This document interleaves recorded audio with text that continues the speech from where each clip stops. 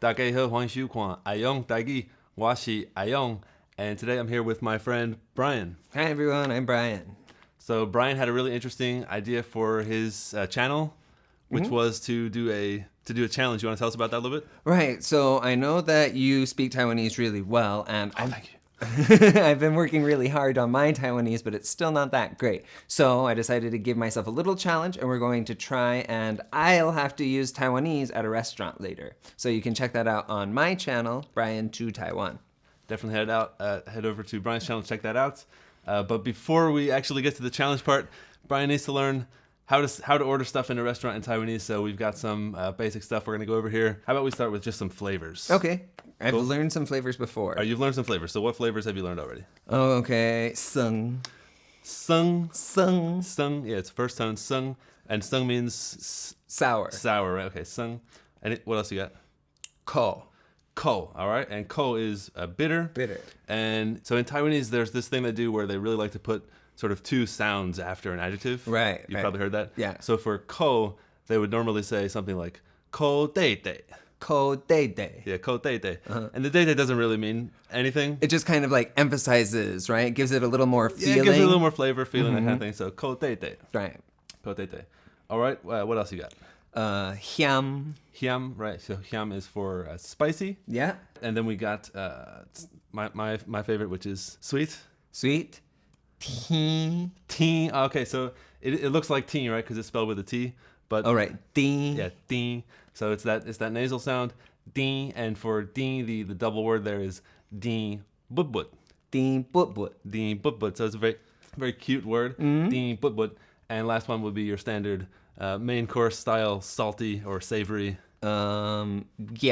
Yeah, giam. Giam. Giam. So fifth tone is rising, giam, and the double adjective there is going to be giam tok tok. Giam tok tok. How about we run through those just one more time? All right, we'll run you through those. give me So- one in English and I'll try and say it in Taiwanese. All right, sweet, Ding. ding, and if you add the double at the end, Ding but but. bitter. Ko. Second tone, so it's falling. Ko. Ko, right? And so it's ko day day. Ko day day. Yeah, exactly. Savory. Savory. Giam. We got two more, which was spicy Hiam. and sour. Sung. Okay, perfect. Great.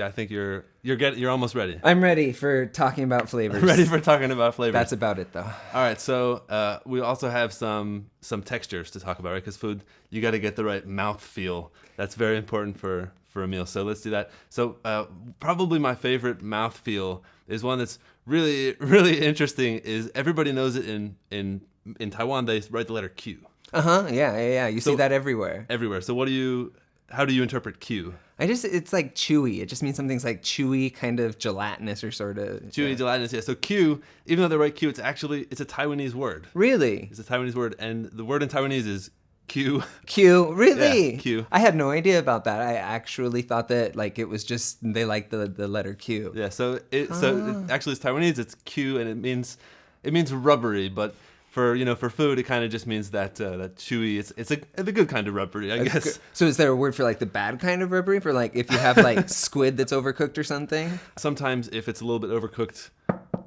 it Ding. might be kind of Ding. Yeah, it might be kind of ding. Right. I'm ding kok kok. You hear that one a lot, Yeah, right? ding kok kok. And so this is one thing I noticed, and a lot of Taiwanese learners do this. So you want to, if you're trying to learn Taiwanese, if you want to sound like good, then this is one thing to watch out for. So make sure that you don't carry over your Mandarin into Taiwanese. So in Mandarin, you're going to have the sound like ing, right? Right. Ing. But in Taiwanese, it's ia, ding. Right. That's the hardest thing, especially because in the pinging, they're both just that I symbol, right? Or is this one the E? Yeah, in Beiweji, it's e. This In one's Beiweji, the it's E. Oh, right. So it's a good way to remember the like, difference. For like 朋友, right? 冰you, 冰you. Being you, yeah. It's that same. I always have a hard time with that because there's just not that differentiation in Mandarin. So, Right, yeah. So ding, Ding, yep, exactly. ding, kok kok. And then there's one other, I don't know if it's really a texture, but it's really common in Taiwanese food. And for me, I'm not a super huge fan of it, but it's super oily food. Oh, you. Yeah, they use a lot. You. Oh, the tones are different there. You. Yeah, so I guess you haven't watched my phonics video. Oh no, I've been discovered. So it's fifth tone, so that's you, and then the first one changes to a seventh tone, so flattens out So that's you. so that's tone sandhi for the second tone in. Which one's influencing there? The first tone influences the second, or the second influences the first? So the last tone in a phrase stays the same, So and the it one before influences changes. the first. Right, that's Right. what I thought I remembered. So generally in Taiwanese, it's actually common for like every word but the last word to be a different tone than its underlying tone. Yes. Yeah. So you kind of I mean, it's. I know it sounds complicated. I've heard some comments down below that said, "Oh man, it's super complicated. I've given up on it before."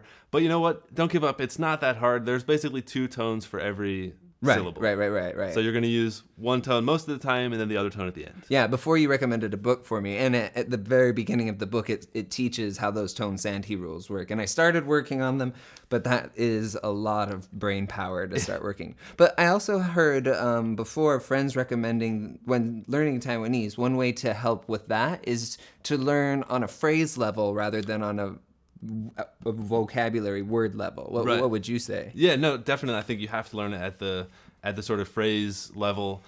I mean, word level is kind of okay as well, but not really at the and I don't like this word character level.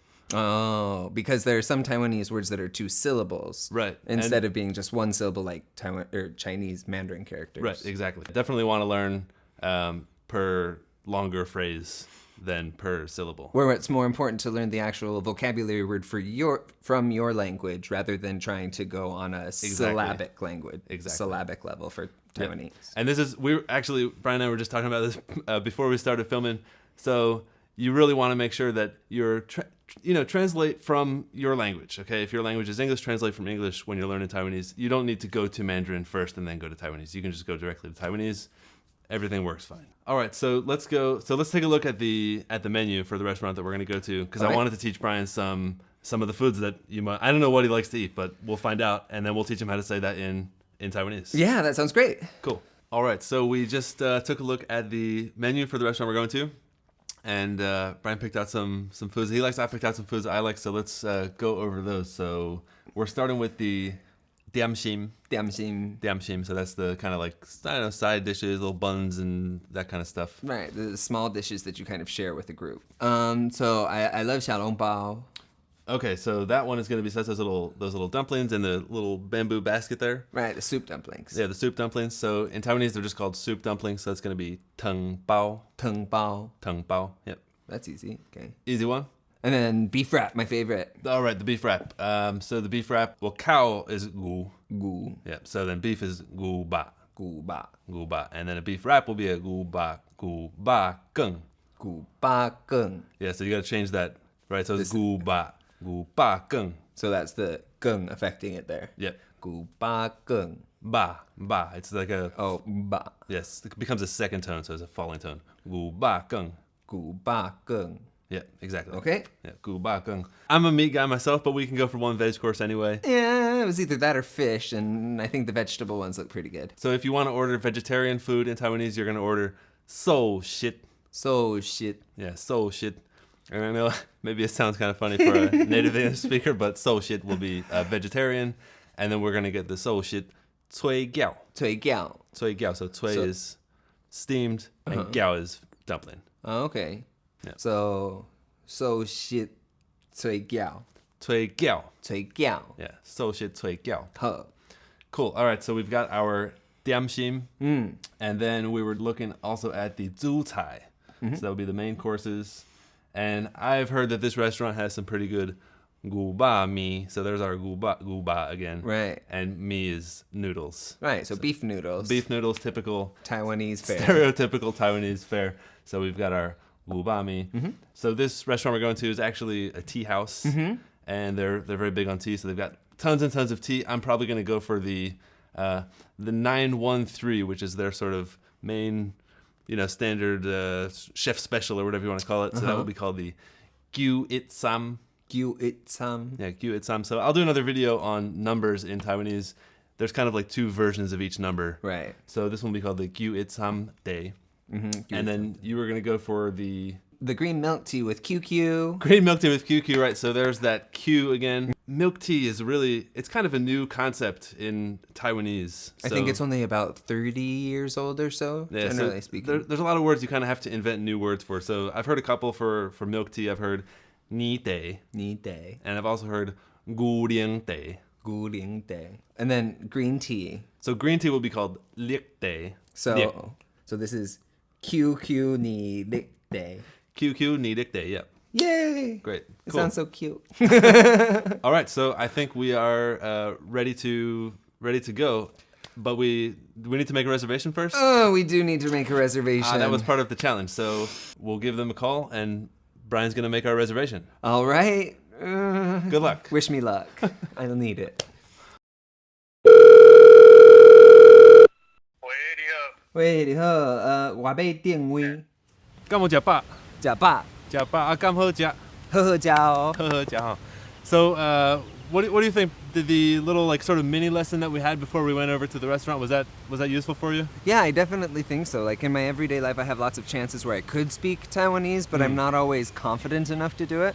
And I think having that little lesson before we went out really gave me that extra confidence to be able to do all the ordering and everything in Taiwanese. Cool, yeah, and I think it went really well. I think the server understood everything you were saying, and I think you completed the challenge personally. So if you want to check that Yeah. out, you can go to my channel and watch the challenge and see how I did. You can leave comments there and opinions on what you think. 你若感觉爱用台语袂歹，还是对你有帮助，请甲我斗3工一条，就是爱记得市站电话，还有迄个量啊哦，感谢努力。